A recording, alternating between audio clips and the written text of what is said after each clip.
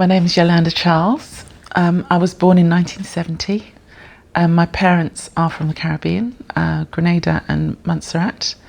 They moved to North London and to this council estate where I was raised in 1972, which is it was a really lovely council estate, actually, considering that it was social housing, but it had a really nice design, and it made my childhood quite fun because we didn't really need to cross any roads. We could just run around in the estate. So it was spread over quite a nice sort of kind of area, and yeah, that was. I remember my childhood fondly because of the council estate. It's called the New Orleans Walk Estate on Hornsey Lane and Hornsey Rise, and my mum lived there until she entered. We had to place her in care home because she had dementia. So that was in 2016, I think, or 17. So she lived there for all that time. I went to the local primary school, Ashmount it was called at the time, and that's where I guess I found my musical kind of interest, because all of us were encouraged to pick up instruments, and I just took to it. I took to the recorder quite quickly. I liked playing it, and I liked the feeling of being able to do something, and I wasn't really academically focused, particularly precocious as a child. I did read a lot and everything, but nothing stand out. But when I picked up an instrument, people noticed that I could do things with maybe a bit less effort than others at times. So I think that that's part of what maybe kept me going with music, because as a kid you love praise and you love attention. So from there I developed my own interest in it. I actually grew to quite like it, but we were being taught music that I didn't really relate to, because I didn't learn classical. I mean, we were taught sort of melodies that were from classical, but I didn't listen to it at home, so it didn't really relate. So I was learning it kind of like as an educational thing. It was less fun than I thought it could be. So I kind of stopped playing, stopped practicing, and then when I went to secondary school, I found an interest in different instruments through my secondary school period, and then found the bass later on. But yeah, I think my childhood was very music focused because of my family. My dad had a great love of playing records in the house, and love of music was one of the things I remember about him with the most joy, was his love of music. But also my mum, but in a different way. They had different tastes. So the combination of my mum and dad's tastes really influenced mine. Mum's influence was Bob Marley. She liked Jimi Hendrix. She liked ska. She liked Barbra Streisand. She liked ABBA. Quite eclectic. And Dad loved soul. He loved James Brown. He liked the crooners, Nat King Cole. We had some jazz records, but not a huge amount. A bit of Buddy Rich and Gene Krupa, Dean Martin, that kind of stuff, Frank Sinatra, and Miles Davis, a little bit of Miles. And then the rest of it was my brothers, because I'm the youngest of four. So my elder siblings influenced my taste with their record collection as well. One brother was interested in lovers rock, so that kind of British amalgamation, of Jamaican music, but with a British tint to it. So it wasn't reggae full on. It was more sort of soulful reggae. They called it lovers rock, and so that would be Janet Kay, Jean Adebambo. I can't remember all the names now, but I was really interested in Gregory Isaacs and people like that. And then my other brother was interested in hip hop. And so I got all of these different, kind of music influences when I was young. And Luther Vandross was my elder brother. He was interested in that kind of soul music. So Luther Vandross and Brass Construction, bands like Shalimar, anything from the 80s that was soul and funky, I listened to it. And a lot of the bass, it was important in that music, the bass lines. Some of it was slapped, mostly it was riff based. And as a fan of music, because of my family, I always noticed, the hooks in the music, and to me the bass lines were the biggest hook in the music. So ultimately I became a bass player, I think, because of the music I listened to, and because I tried a lot of other instruments, and bass was the one that made the most sense to me.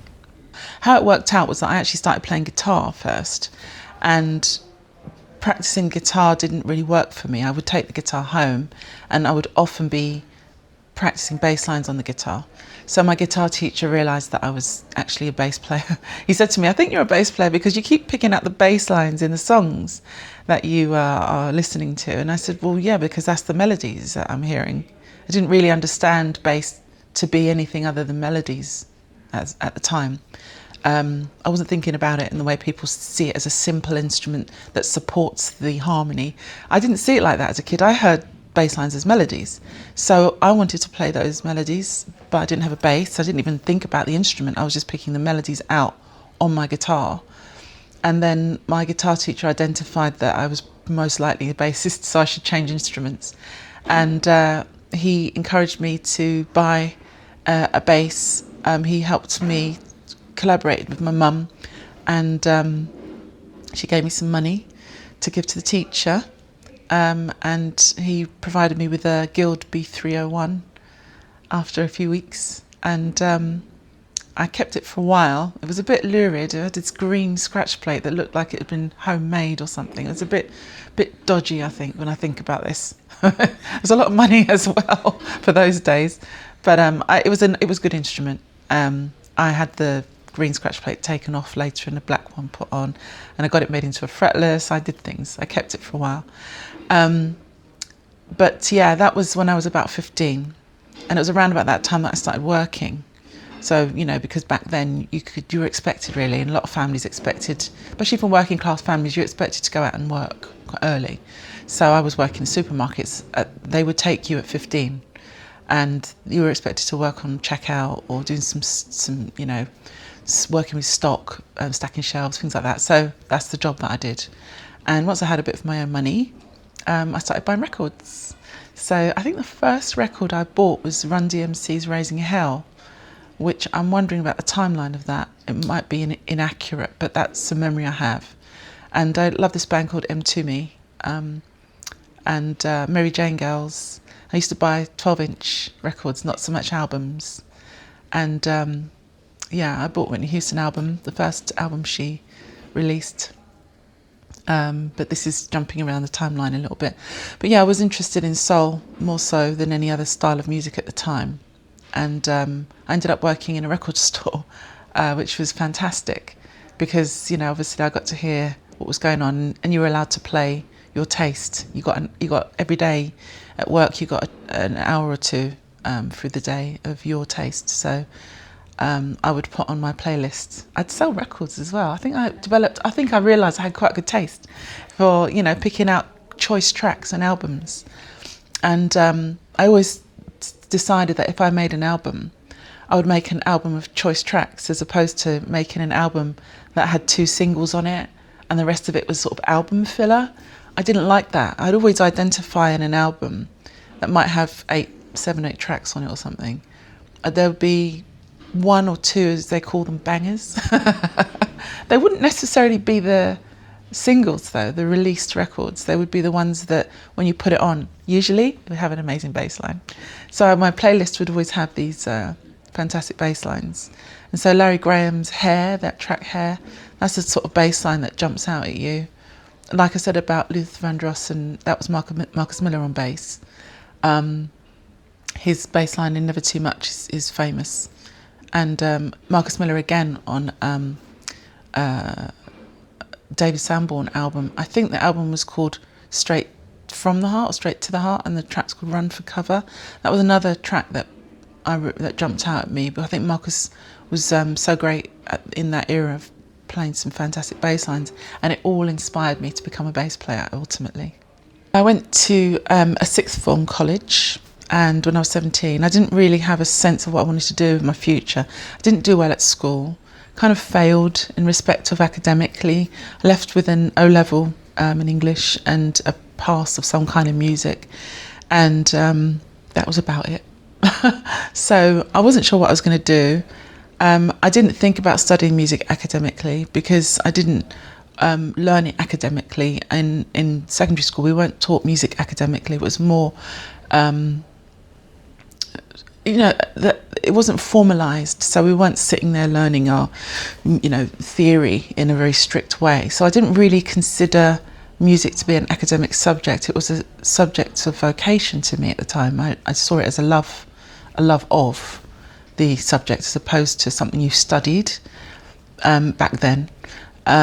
So when I was trying to figure out what to do at 16, having finished GCSEs, I had no clue. I thought I could go full time at the shops, and I was pretty glum at the thought of having to do that. And I don't know what secondary school is like now for sort of career advice, but I had those kind of meetings, and I was really discouraged to pursue music in a form of profession because I wasn't seeking the academic path. And if you do select music, you're expected to kind of get into teaching. So, you become trained to become a teacher, to train more people to learn music to become teachers. It seemed very strange. And so I didn't want to be a teacher at that point. I was young, obviously, so not thinking about teaching. That felt like a fusty old people's job to me at the time. She says now a tutor, but anyway. So I randomly bumped into a friend who had told me about a new course that had just opened up at the local sixth form, which was for music, popular music. So it wasn't academic focused.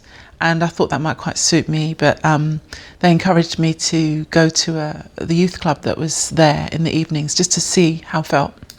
And I went to the youth club, met some of the tutors who did the youth club, which was free at the time, and started to have bass lessons with a bass teacher, which was a brilliant experience. So the only time I had bass lessons actually was when I was 16, 17 at the youth club. He encouraged me to take a position on the course, so I did. I mean, it was purely by accident. I had no sense of doing this. And then when I did it, it changed everything.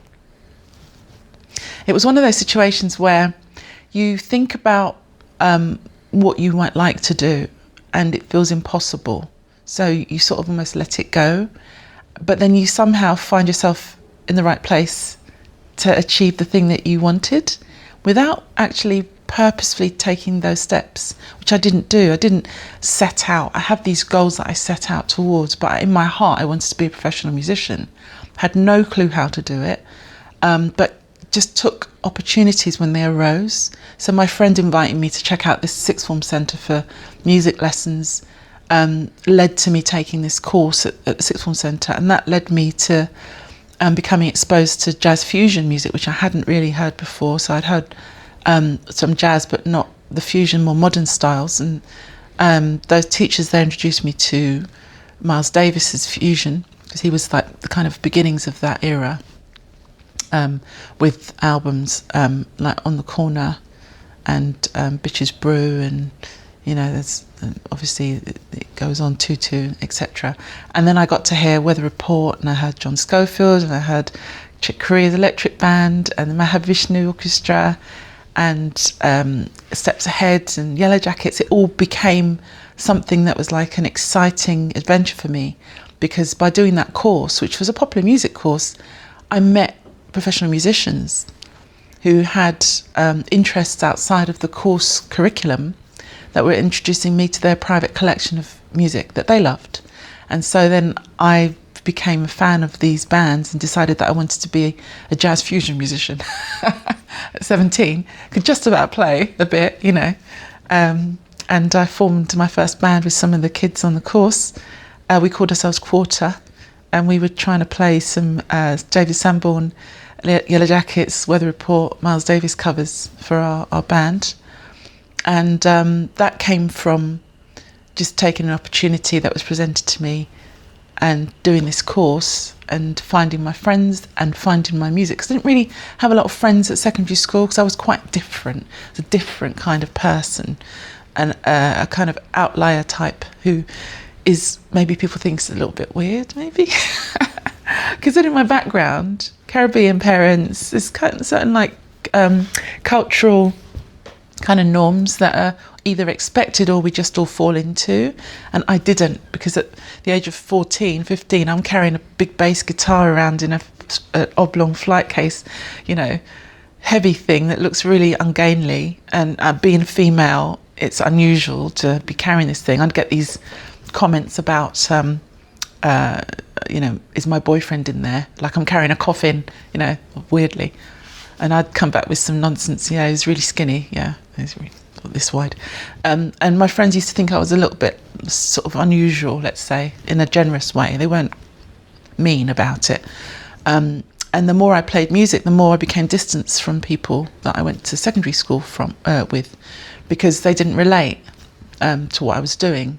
So I found myself relating to musicians more, of course, because we had that in common. And then, you know, people leave. That was usually older musicians at the secondary school, and they leave, and then you find yourself alone with what you do. But then when I went to the Sixth Form Centre, I was on a music course, so everybody on that course I could reasonably relate to through music. So it was a really special time, and to be introduced to this music style that I hadn't come across before, for my first band. I was in a band with some of the kids from the youth club, and that was a band where I kind of was being told what to play by other people as opposed to it being my own band. And so I learned a lot by having to reproduce music the way people were expecting to hear it. Yeah, I was kind of mentored by some of the older musicians in the band. They were only 2 or 3 or 4 years older, but at 16 they seemed, you know, really grown to me at 19 or whatever. So that was amazing as well. So the Sixth Form Centre course was fantastic because it was the beginning of my session career, funnily enough. It was one of those situations where, again, opportunities get presented to you and you just say yes and see what happens. Again, no plan. So the course invited little bands to form inside the course, people that you wouldn't normally form bands with. So it was put together for the course. And then we were entered into competitions, and one of the competitions was well supported. So it had, you know, regional heats that winners were selected from, and then a national final. And that national final was televised. So at 17, I found that the band that I was in won the heat, and then we found ourselves on national TV at 17. So there's this little video of me going, "Hi, I'm 17." There's a little thing, 17. "My name's Yolanda Charles," you know, and all of that at 17. So my first terrifying moment in front of a camera. And we did this competition. We didn't win. I think we came third. It was fine, you know. And then that was the end of it, as far as I was concerned. Brilliant experience, you know, well done. But then 2 years later, I got this phone call from somebody who'd been working on the TV show, who also happened to be a musician. And he said, "I remembered you from the show 2 years ago." So I'm now 19. And he said, "Their job's come up. They're specifically looking for a female bass player, and I thought of you. Are you still playing? Are you interested?" And I said, "Yes, absolutely." So it turned out to work for Jimmy Somerville. Because he had his solo kind of part of his career was kicking off, and he had a single. It was a reggae cover of a Bee Gees track called "To Love Somebody," and I found myself in the promotional video. I didn't play on the record, hadn't had any studio recording experience by that point, but I found myself promoting the single and then playing live on TV and doing Top of Pops. So I did Top of the Pops at 19, which was cool to be that young and to be already starting something that turned out to be my session career. It was really exciting and scary to be playing live on TV.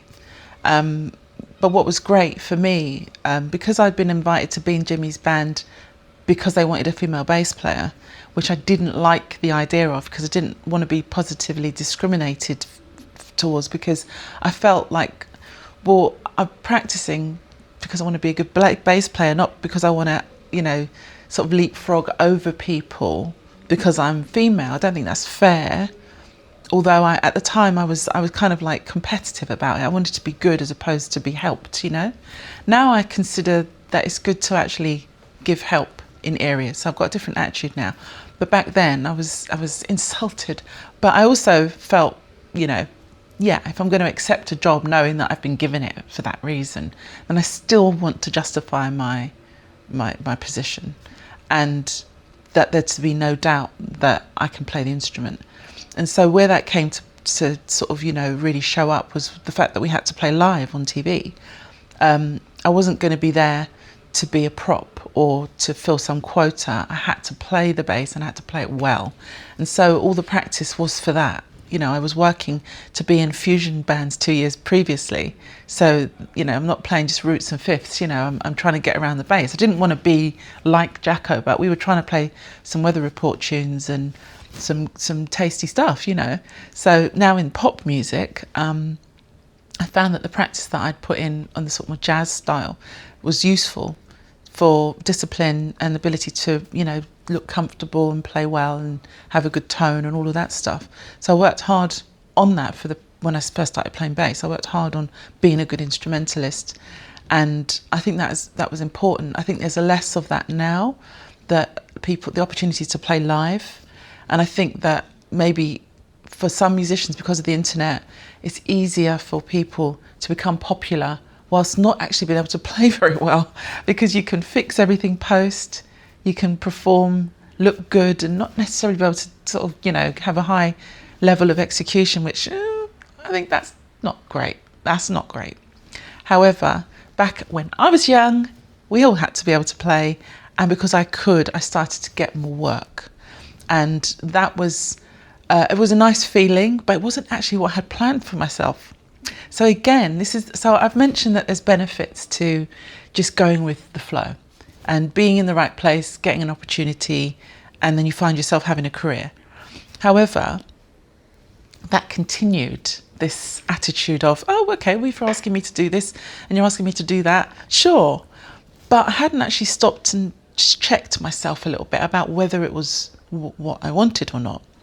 And I think that the whole experience of being in my own band back when I was 17, that was the most exciting thing that I had experienced to this point.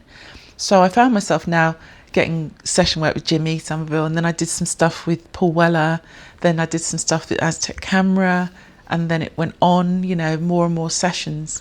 And I left behind my passion for jazz and jazz fusion, which was the thing that woke me up about how amazing music could be, which was that these musicians like John McLaughlin, Miles Davis, Jacko, you know, Marcus, Dennis Chambers, all these amazing musicians that I was listening to, I wanted to be like them. But I found myself with a pop career and it wasn't what I planned at all. But then once you get kind of in a situation of just, you know, it's like you're in your job and your job kind of is pulling you along. You're not dictating your job's dictating what you do. And I did that, and I also had kids around this time. So 1995, 96, I had my first child, and I got married in 98. I think it was 98. Yeah, something like that. And then I had my next baby in 99, and then the third in 2006. So I had, you know, kids to be earning money for. I had a family to maintain. We were a very equal opportunities household. I was earning the, you know, income for the house, and it was difficult. And I don't think at that point, when you make a commitment to being a parent, that you can just pick and choose what you do. You have obligations that transcend your own wants and desires. You can't really have your own needs met, because you have to put other people's ahead of yours. So despite that, I know that my children needed me at home, because the feminine energy and the work we do as women is different to what men do. And being the person that, you know, gave birth, it's a different connection, and I still needed to work. So my mother helped a lot by being that feminine energy in their lives, and she basically helped whenever I had to tour, but I did still continue to tour. I even travelled to Japan at one point, 7 months pregnant, We had a special insurance situation that allowed it to happen, so that somebody in the entourage was listed on the insurance, that if I was unable to play, that they would step in. The engineer could play bass. I don't think he learnt the set though. That would have been interesting. I was fine. I did all the gigs, but I kept touring whilst I was pregnant, and I kept touring once my children were born, with my mother's help and their dad. So it was very difficult to have that kind of career and find that balance. And I certainly wasn't thinking about jazz fusion at that point. I was thinking about my next job and about how well my children were doing and whether I should take this job or stay home for that period. And I try and juggle the life of being a parent and a touring musician at the same time. So there were periods where I didn't actually tour. And when I had my second child, that was in 1999, at the end, towards the end of that year, I was really thinking we're kind of strapped for cash and this is difficult. So I applied to work at, looked around for jobs to do that would allow me to be a mum. And so I thought night shift would be best because my mum had done night shift when I was young. So we saw her in the day and all of that.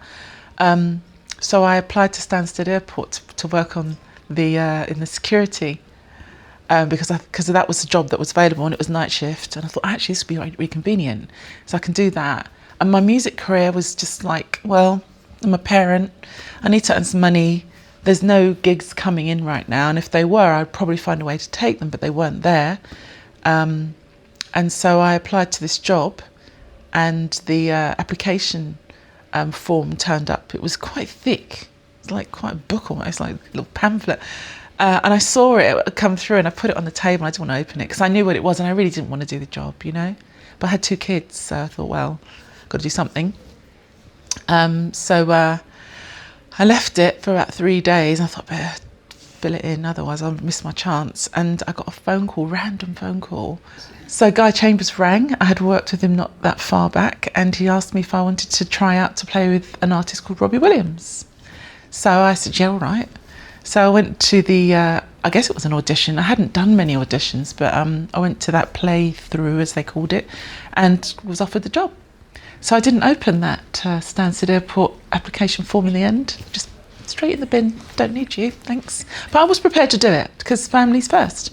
And my husband at the time and I talked about it, and we decided that was going to be a well-paid job, and it was going to mean that one of us didn't need to take as much work and look after the family.